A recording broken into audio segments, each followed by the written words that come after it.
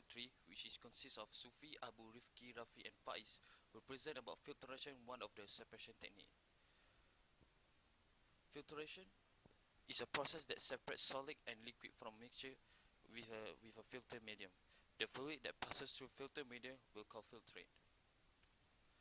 The vacuum principle is followed by the volume of filter collected per unit time. dV over dt is termed as the rate of filtration. As the filtration proceeds, solid particles accumulate on the filter medium, forming a packet of solids called filter cake. As the thickness of the cake increases, resistance to flow filter increases while rate of filtration gradually decreases. The factor influencing the rate of filtration is pressure drop from the feed to the far side of the filter medium, filtering surface area, filtrate viscosity, resistance offered by the filter cake, and resistance of the filter medium. The filtration rate follows the Darus law. The filtration rate is dV over dt equals to Ka, difference of pressure drop over n times L. Assalamualaikum. My name is Faiz bin Hasan and my metric number is 192483. Today, I will be explaining about the types of filtration used in downstream processing. Basically, there are three major types of filtration based on the particle size. The first one is called microfiltration. This type of filtration separates particle size ranging from 0.1 to 10 micrometer. The second one is ultrafiltration. The size of particles separated is between 0.001 to 0.1 micrometer. And the last one is reverse osmosis, or also known as hyperfiltration. This type of filtration separates particle size between 0.0001 to 0.001 micrometer. Assalamualaikum. My name is Rafiq bin Rosli and my metric number is 193437. So today I'm going to explain the advantages and disadvantages of the filtration. The first one is microfiltration. The advantages is it can operate at low pressure and low energy consumption, and it's also relatively cheap and no energy consuming during the phase transfer. And the disadvantages is suspended matter and bacteria only are removed, and it's also sensitive to oxidative chemicals. Hard and sharp particles can cause damage to the filtration, and then the membrane damage if re-rinsed at temperature more than 1 bar. Next, the ultrafiltration. The advantages is low operating pressure, low energy consumption, relatively cheap, and disinfection through removal of bacteria. And the disadvantages is suspended matter and bacteria only are removed, and it's also sensitive to oxidative chemicals, and hard and sharp particles can cause damage, and the membrane damage if it re-rinsed at pressure more than 3 bar. And lastly, the reverse osmosis or hyperfiltration. The advantages is it removes dissolved substance efficiently and does not add other chemicals.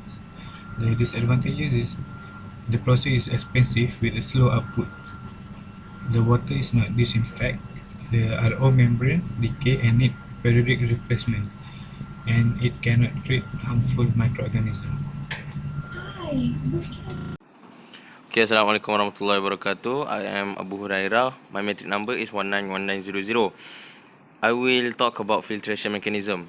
For basic filtration mechanism, it goes like the slurry is pumped into filter through manifold located on the stationary head. After that, the liquid component will pass through the cloth medium, and then when the liquid pass the cloth medium, the larger particles in the slurry begin to gradually breach the opening in the filter media, reducing the size of the opening, allowing filter cake to be formed. This is the filtration cake formation. First, the suspension flows through clean filter mediums. Some solids will be filtered during this phase. This is phase 1. It will form a thin cake and the filtrate will become a bit cloudy.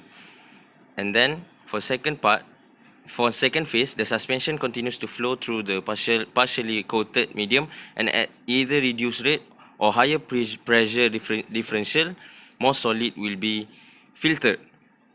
Phase 2, which is have a thicker cake, but the filtrate will become almost clear. The third phase, suspension now flow through cake solid.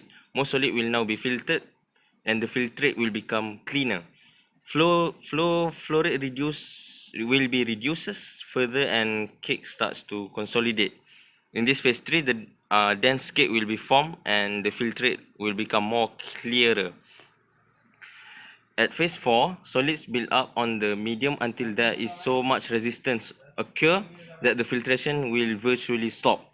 In phase 4, thick cake will be formed and filtration will virtually stop. For filtration cake formation on batch filter, the previous step will be the same, but it has further step, which is step 5, which is filtration need to be stopped when the cake has been formed, and then it need to be discharged and cleaning so that the medium will be cleaned and then restart. Either continuous or batch filters, the cake is continuously discharged and the medium will need to be cleaned so that we can continue and restart on new filtration. That's all from me. So for the last part, it's from me, Tengku Rifqi, and I will talk about the application for the filtration. So we know that this is microfiltration that we usually filter suspended particles.